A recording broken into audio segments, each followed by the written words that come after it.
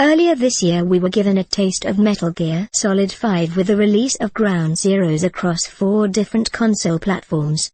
It was an impressive game with a robust graphics engine, but it only represented a small chunk of what will ultimately become Metal Gear Solid 5, The Phantom Pain, due next year.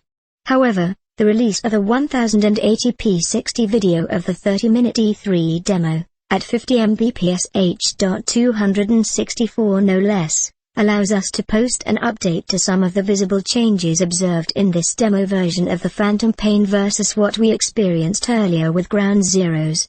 First and foremost, it should be noted that this demo was played on a PlayStation 4 and, as such, operates with the same 1080p sampled image quality as the Ground Zeroes sampler you've already played.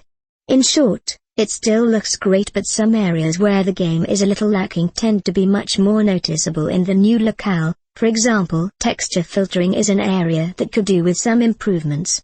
This wasn't a particularly big issue with Ground Zeroes, but it is more noticeable in this demo and smears a lot of the game's artwork during gameplay. Many PS4 and Xbox One titles tend to suffer in this regard, and we hope to see some improvement before release.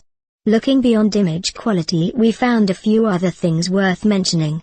The most noticeable change in this most recent demo is the inclusion of a robust motion blur implementation.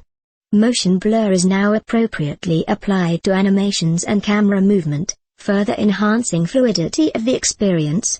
Interestingly, these effects were already present on Xbox One but were missing in the PS4 release of Ground Zeroes. It would appear that the Phantom Pain addresses this by introducing these effects on PS4 as well.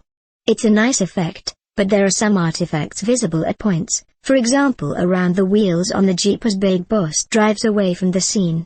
At 60 FPS, motion blur is less noticeable than at lower frame rates, but it definitely adds an extra layer of polish to the experience.